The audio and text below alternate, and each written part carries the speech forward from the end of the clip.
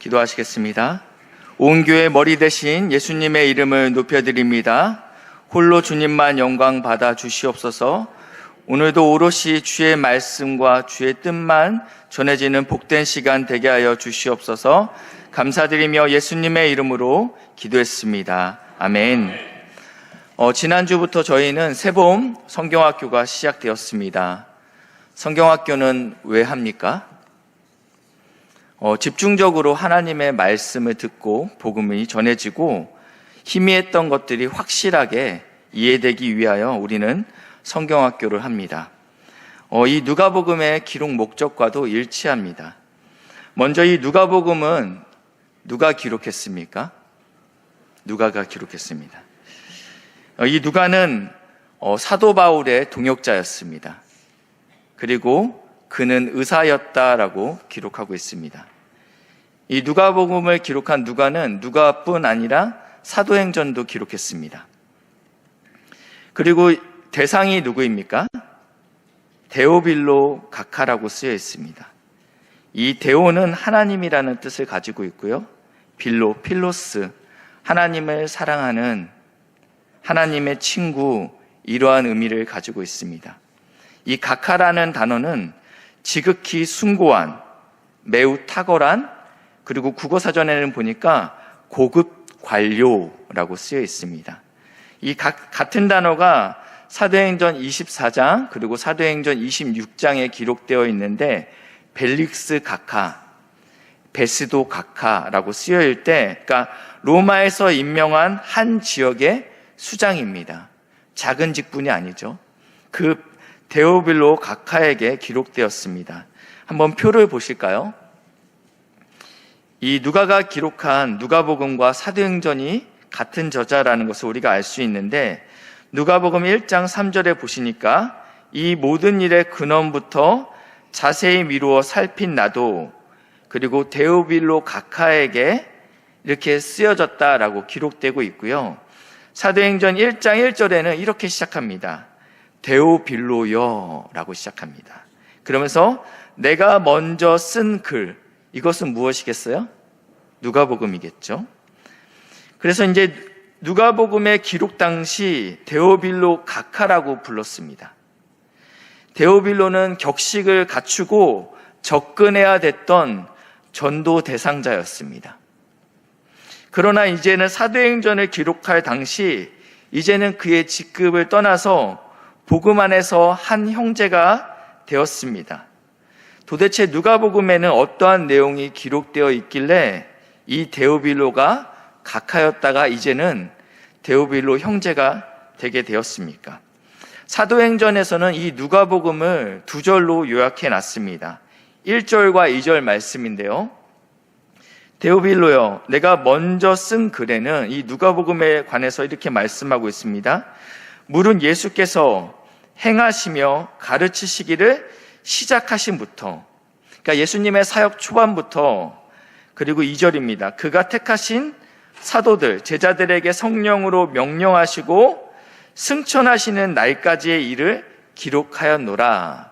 누가복음을 지금 두 절로 요약하고 있다는 것입니다. 이 누가복음의 집필 시기는 AD 60에서 80년경이라고 우리 신학자들은 이야기하고 있습니다.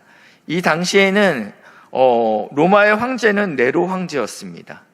그래서 사도 바울과 그리고 사도 베드로는 순교로 죽게 됩니다. 그러니까 무슨 말씀이냐면 예수님과 직접적으로 함께 동역했던 1세대의 사도 시대가 끝나가고 있다는 것입니다.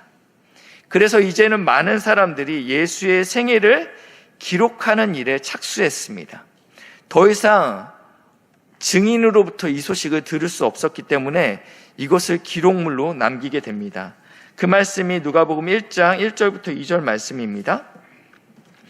우리 중에 이루어진 사실에 대하여 2절입니다. 처음부터 목격자와 말씀에 일꾼된 자들이 전하여 준 그대로 내력을 저술하려고 붓을 든 사람이 많은지라. 많다라고 이야기하고 있습니다. 우리가 알고 있는 사람 중에 누가 있을까요? 다 아십니다. 마가, 마태, 요한, 많은 사람들이 이 신약의 저자들입니다. 많음에도 불구하고 누가도 기록합니다. 누가복음의 그 특징을 알게 되면 누가가 왜 기록했는지에 대해서 알 수 있는데 3절이 누가복음의 특징에 대해서 잘 설명하고 있습니다. 3절인데 우리 같이 읽겠습니다. 시작.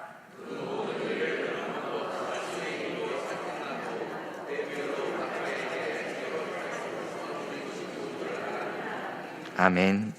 첫 번째는 모든 일을 근원부터 미루어 살폈다라고 이야기합니다.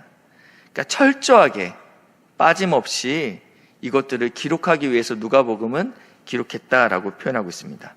실제로 세례 요한의 그 탄생 과정도 바로 나와 있습니다. 그리고 자세히라고 표현되고 있는데요. 이건 정확성을 따지고 있습니다.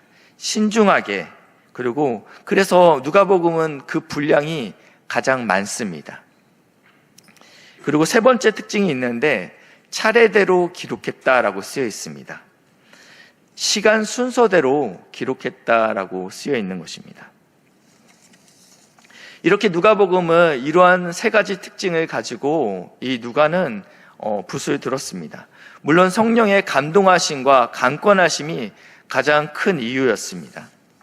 그리고 나서요, 이제 4절인데요.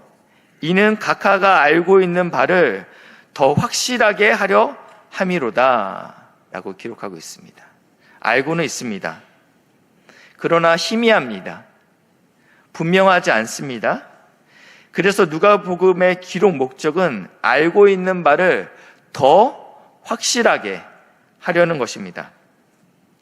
우리는 자녀들을 세상과외는 참 열심히 시키지만 자녀들에게 성경과외를 시켜달라고 말씀하시는 분이 많지는 않습니다. 이 불확실한 시대에, 이 불확실한 세상에서 우리가 흔들리지 않는 것을 잡아야 되는데 그것이 바로 하나님의 말씀입니다. 1872년도에 영국의 스코틀랜드에서 중국 만주로 선교사가 파송됩니다. 이 선교사는 중국 만주에 도착하고 곧이어 그의 아내가 출산 중에 하나님의 부름을 받게 됩니다. 갓 태어난 아기와 함께 남겨진 선교사는 이제 만 30이 되었습니다. 그의 이름은 존 로스 선교사입니다. 상황에 대한 절망과 또 하나님에 대한 원망이 있을 법하지만 그때 어떠한 선교사님의 이야기를 듣게 됩니다. 이 선교사는 자신보다 먼저 왔는데 자신과 같이 이 땅에, 중국 땅에 왔지만 그의 아내를 이 땅에서 순교로 바치게 됩니다. 그리고 이 선교사는, 그 선교사의 이름이 토마스 선교사인데요. 이 조선 땅에 들어오기 위해서 그때 이 조선은 세국 정책으로 외국인을 배척하고 있었습니다. 은둔의 나라였죠. 그러다가 순교를 당한 이야기를 듣게 됩니다. 존 로스 선교사는 이 이야기를 듣고 조선이라는 나라에 관심을 가지고 압록강, 이 청나라와 조선 국경으로 향하게 됩니다. 선교사가 들어갈 수 없는 이 땅에 조선에 들어갈 수 없다면 조선말로 된 성경책을 번역하여 보내면 된다. 가장 훌륭한 선교사는 성경이다 라고 이야기합니다. 그래서 이 국경에서 무역하고 있는 상인들에게 한국말을 배우기 시작합니다. 그리고 그가 첫 번째로 번역한 쪽복음은 바로 누가복음입니다. 최초의 번역 성경인 것이죠. 1882년입니다. 그가 영국에서 파송된 지 딱 10년 만에 누가복음이 번역되었습니다.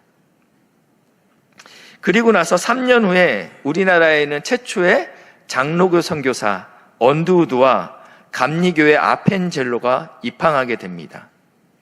세상 어느 나라도 선교사가 들어오기 전에 성경이 자국어로 번역된 나라는 없습니다. 이 땅만 유일하게 하나님의 말씀이 먼저 들어왔다라는 것입니다. 불확실한 세상에서 우리가 무엇을 붙잡을 수 있습니까? 세봄 수련회는, 세봄 성경학교는 집중적으로 복음을 듣고 하나님의 말씀을 배우는 시간입니다. 이번 주에는 또 세계부서가 또 성경학교가 진행됩니다. 흔들리는 세상에서 변하지 않는 하나님의 말씀을 붙들고 나아갈 수 있는 다음 세대가 될 수 있도록 우리 선생님과 교육자들과 아이들을 기억하면서 기도해 주시면 감사하겠습니다. 기도하시겠습니다. 우리에게 주의 말씀을 허락하여 주시니 감사합니다. 이것은 알고 있는 바를 더 확실하게 붙잡기 위하여 우리에게 허락하신 말씀인 줄 믿고 감사합니다. 하나님이 이 나라 이 민족을 사랑하셔서 선교사보다 주의 말씀을 먼저 보내주시니 감사합니다. 말씀이 능력이 있어서 영혼을 변화시키는 줄 믿습니다.